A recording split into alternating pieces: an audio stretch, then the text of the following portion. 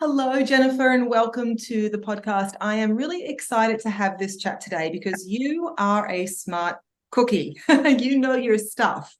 So I think we'll just dive straight on into how do you get into this space, what your background is, and then we'll continue on into the glorious topic of perimenopause and midlife. So why don't you start by telling everybody a little bit about yourself? Sure. Thank you for having me, Tara. I think I've told you this before, but kind of fun fact, I've been following you for I think like 8 or 10 years. You were one of the first functional practitioners that I ever found online. So I am thrilled to get to be here with you and your Oh, that's audience today. awesome. Yay. Oh, no, I'm so excited to chat with you. Me too. Yeah. So a little bit about me. I am a functional diagnostic nutrition practitioner. I've been in practice since 2016. I have my master's in integrative nutrition. I am obsessed with women's hormones.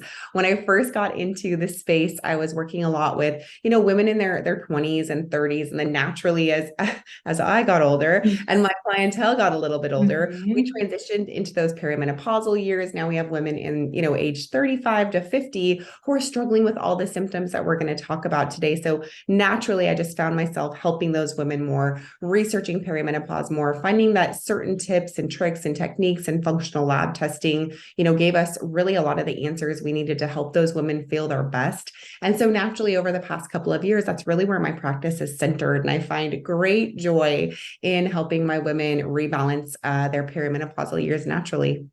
Love it. Love it. And let's touch on FDN because you and I both are FDNers, FDN-Ps, whatever you want to call us. And so maybe we should just talk a little bit about what that is because, the listeners, a lot of listeners will be practitioners themselves. And then there's a lot of listeners who aren't practitioners. And I don't think the terminology FDN isn't very well understood. Like if you say you're a naturopath or you're a nutritionist, that's more understood. But FDN Right. is a pretty awesome. They're pretty awesome little letters to have after our name, I think, because it's such a robust, wonderful program. So maybe do you want to talk a little bit about what is an FDNP?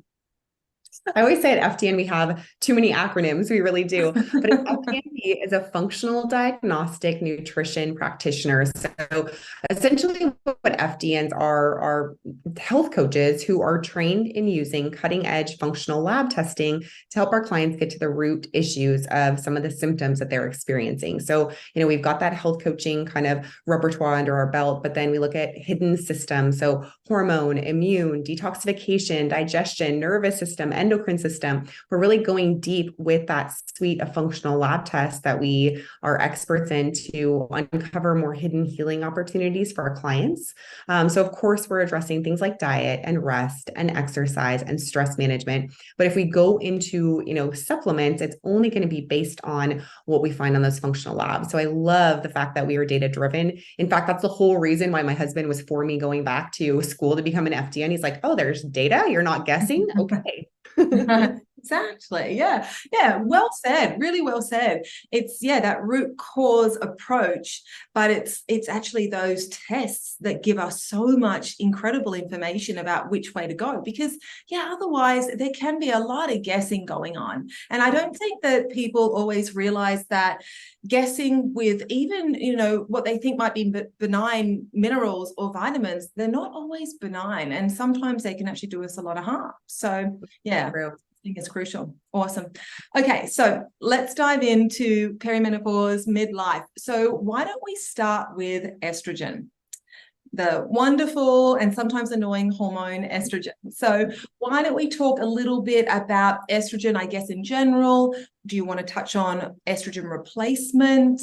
And then, obviously, I think whenever we talk about estrogen, we have to talk about progesterone. So maybe we'll start with those two BFFs.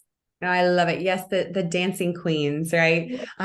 So estrogen, of course, is the hormone that the body is going to increase production of in the follicular phase of the cycle. So that's days 1 through 14.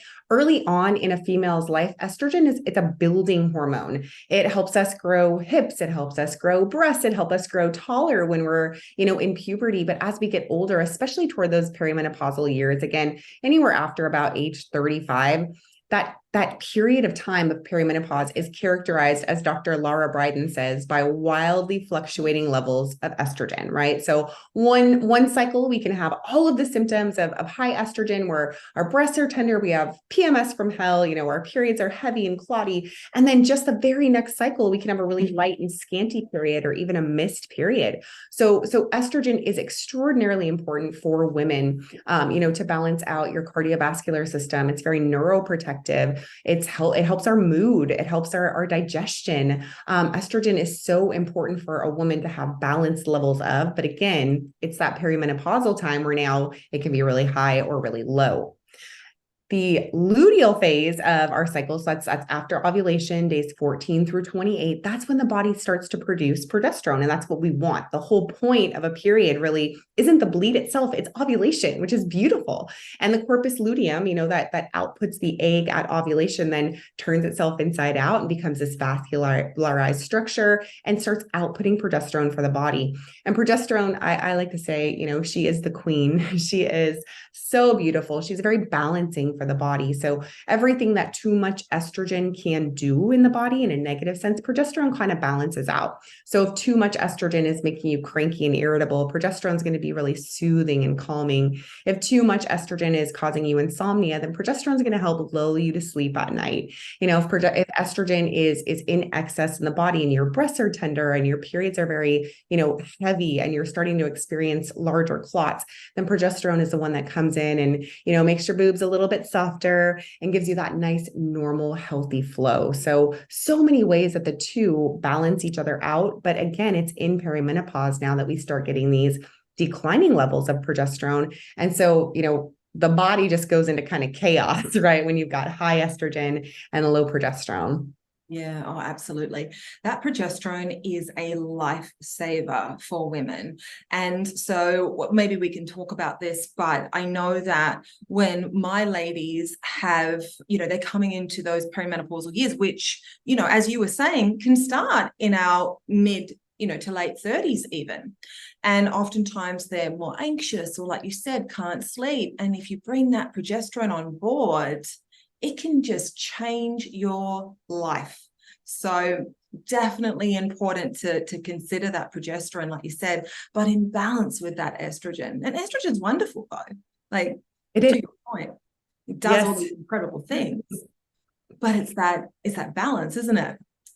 It really is. And that's, again, that's one of our axioms at FDN is we test, we don't guess. So we might think that a woman is low in progesterone, but using, like the Dutch test or a stress and hormones panel, we're actually able to see in black and white what estrogen, what progesterone are doing at key times in the cycle. Absolutely, 100%. And I have run hundreds of Dutch tests, but I do differ a little, I think, in that I do love symptomatology for hormones, especially in the perimenopausal years, because to your point, we don't really know what estrogen's doing all the time. She's up, she's down. True. And so sometimes when we test, we can get a bit of we have to take with a grain of salt, I think, with hormones in that peri time. But if you pair the symptoms with some testing, you're really, I think, going to get a wonderful picture of what a woman really needs. Awesome. Okay, so to that point, how does a woman know she's in perimenopause? So now we're right back at your symptoms. That's for sure. There really is no specific test that can tell a woman, hey, you're in perimenopause, congratulations.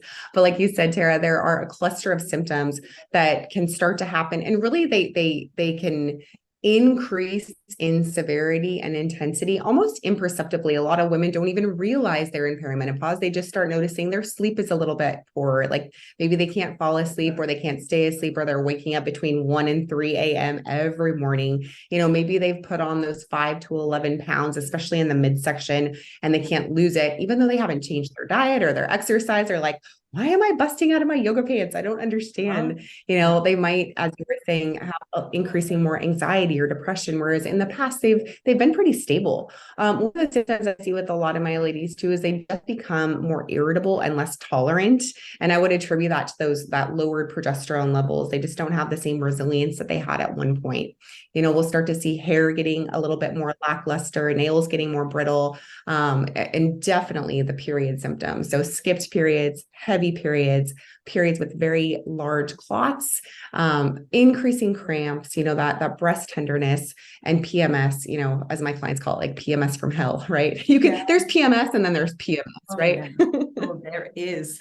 Absolutely. And yeah, listening to all these little whispers, right? And I think if women can start to recognize these symptoms early on and then do the things that I think we do need to change a few things in our perimenopausal years, and we can get to that. Like what do we have to think about to support our bodies? And so if we can listen to those whispers, and that was such a great list of symptoms, and women could maybe go back and sort of write them down and keep track. And if you're starting to notice a few little things popping up and you're in that mid to late 30s, 40s, then yeah, maybe it's time to do a few little things differently. So what should women in this sort of period of time do differently? When it comes to diet and lifestyle testing, I think we have a little bit of a connection issue.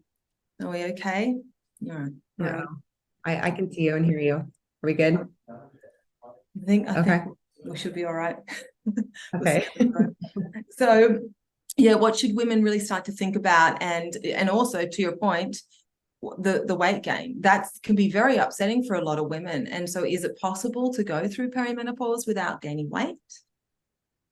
One would like to think so. And really, if you've taken amazing care of your body through your teens and your 20s and your 30s, it's completely possible to go through perimenopause without gaining weight and really without experiencing a lot of the symptoms that women, in Western nations suffer from. We do see this in, third world countries, and a lot of, our ancestors didn't necessarily have the problems that we have today as women, but that's because the women weren't pushing themselves so hard.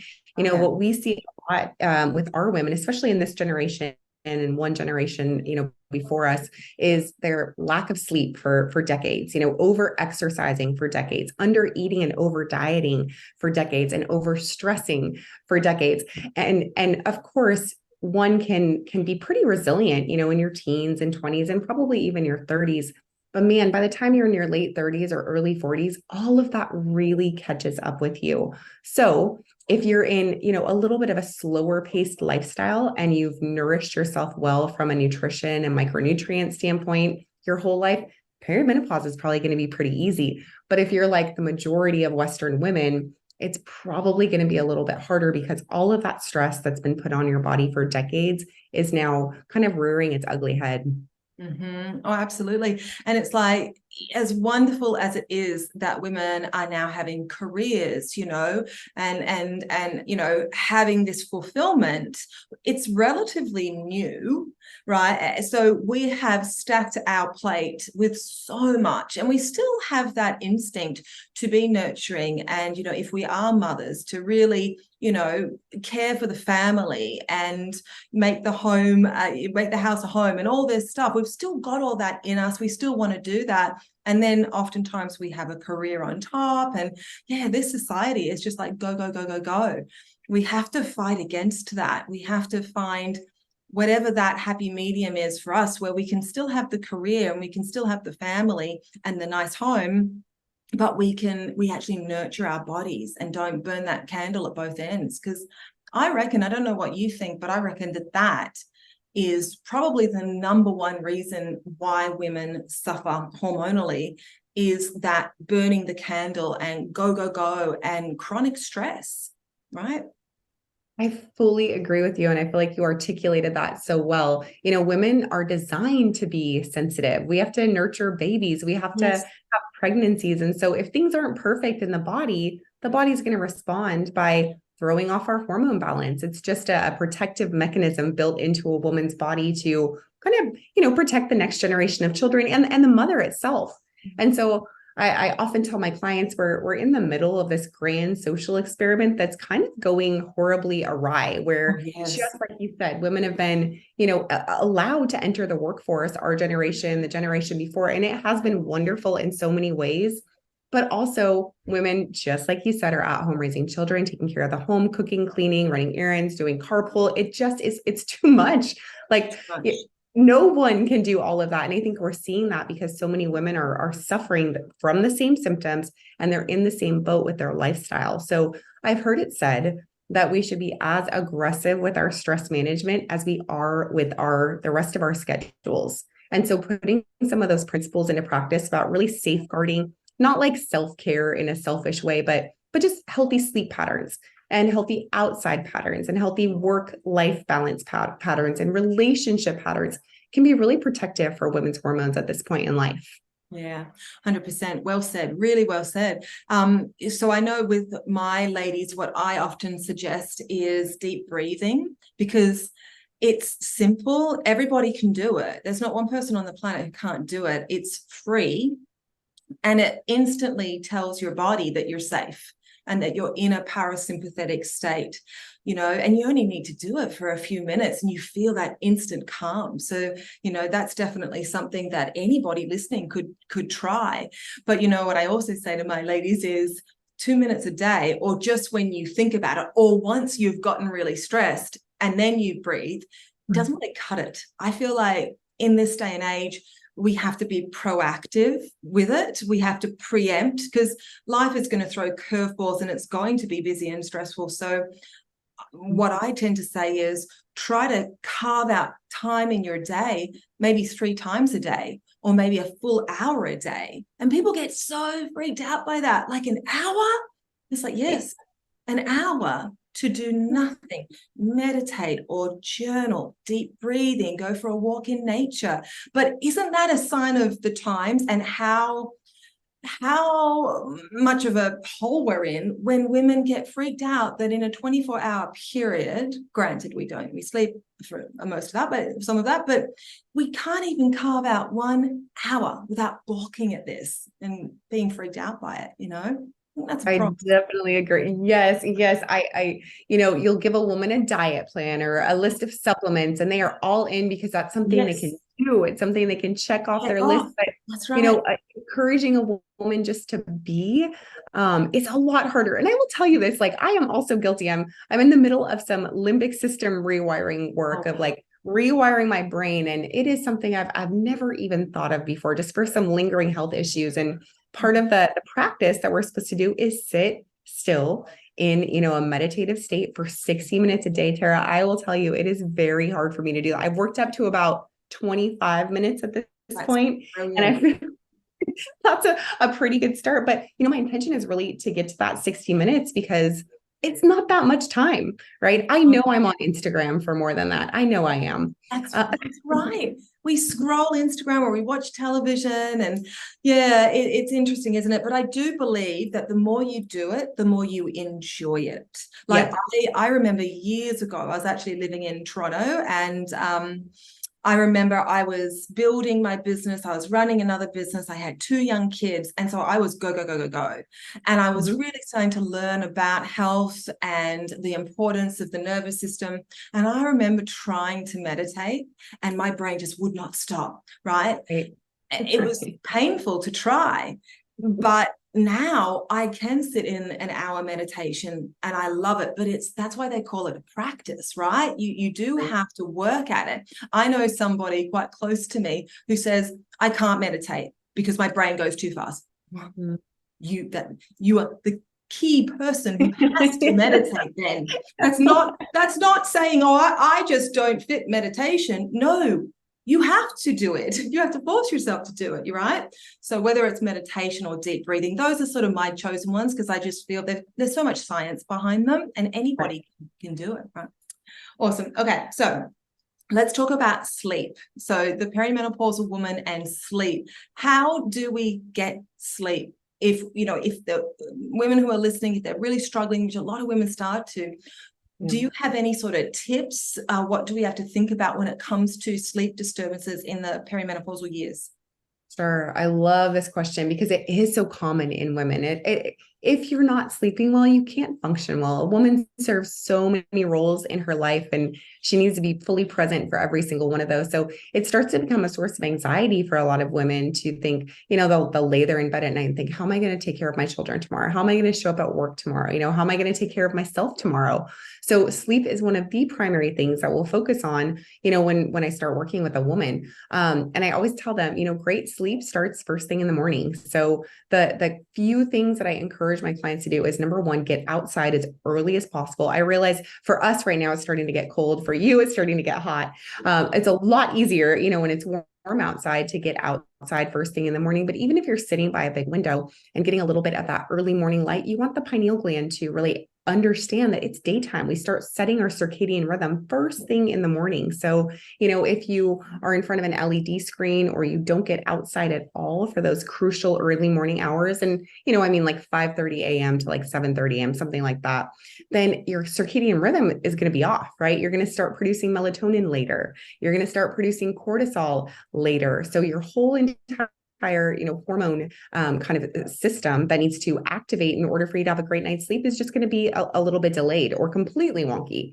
The other thing that I see with so many women is they have been dieting so hard, so dang hard for so long. They are chronically undernourished. When we run tests like the hair tissue mineral analysis and see that women are super deficient in calming minerals like magnesium and potassium and sodium, even calcium, we can understand why a woman isn't able to sleep. It takes a lot of energy to sleep well. It takes a lot of resources for the body to get into that rest and digest stage of the parasympathetic nervous system. And so we have to be, number one, sufficiently nourished with food, right? Enough carbs, let that sink in for a lot of you ladies. Enough calories, yeah. Right? Definitely enough fat to create healthy, hormones, and then enough of our micronutrients and minerals. So that's a lot of times we'll do a nutritional audit, for our ladies just to see like how deficient is your potassium? How deficient is your magnesium? And oftentimes I'll see that women are getting 40 to 50% of the recommended daily allowance, and no wonder they're not sleeping well. So we'll increase calories in food if need be. We'll increase minerals if need be. We'll, get outside as early as possible and regularly throughout the day, just kind of an ancestral sort of pattern. And then, all the things that you've heard a million times, right? Like turn off your screens at night, wear blue blocking glasses. My last tip though, is to take as super hot of an Epsom salt bath as you possibly can. What I learned from one of my fellow colleagues and a sleep expert is that the body's temperature has to drop by about 2 degrees for you to get into a really deep night's sleep. So artificially elevating your body temperature with a hot Epsom salt bath gives you magnesium. And then as you cool down, your body temperature is lowering by that 2 degrees, which allows you to fall asleep just a little bit faster. Oh, that's a good tip. That's a really good tip. Awesome. I love that. Yeah. And to your point about the HTMA, like I love that test. That is a game changer. And I mean, we could probably do a whole episode on minerals and the importance of minerals. It just, everyone knows about, magnesium, but did you know that magnesium also needs potassium and boron and B6, and, I was like, vitamin D and B vitamins. What about potassium? What about calcium? What about sodium? Yeah, so cannot forget those minerals. Right. All right. So do you want to talk about digestion a little bit? And I believe that you use, I could be wrong, specific recipes for your clients? Do you have I like to. Digestion and sleep and such? Yes. I prefer to use food whenever I can, just because I don't want people to be on supplements forever. We can use supplements as a temporary intervention, but number one, food is a lot more agreeable for people. They digest it a little bit better. It's a little bit more fun. And at the end of the day, you have to buy food anyway, so it's not an extra expense. Exactly. So specifically for digestion, I have what we call the lemon gut shot, which is, my favorite. This has saved so many women. You take a whole lemon, you peel off the skin, but you leave that white pith that's on it. Yep. And then put it in a blender with 1 cup, 8 ounces of water, a tablespoon of turmeric and a tablespoon of ginger. And you blend that up really, really well. It will be a little bit chunky if you don't blend it well. And then it literally is a shot. So you can put it in a little shot glass and you take about a tablespoon and a half of that with each meal. And the turmeric kind of calms the digestive tract. The ginger calms the digestive tract. And that lemon with the de-lemoning and the pith really help activate gut motility. So it helps keep a lot of my girls regular, and really calms down an overactive digestive tract too. So that's one of my favorites. That is a good tip. Wow, that's great. I love that. Okay, awesome. So you are a wealth of information. Thank you so much. Is there anything else that you want to say in regards to women and perimenopause? Is there anything you want to end with?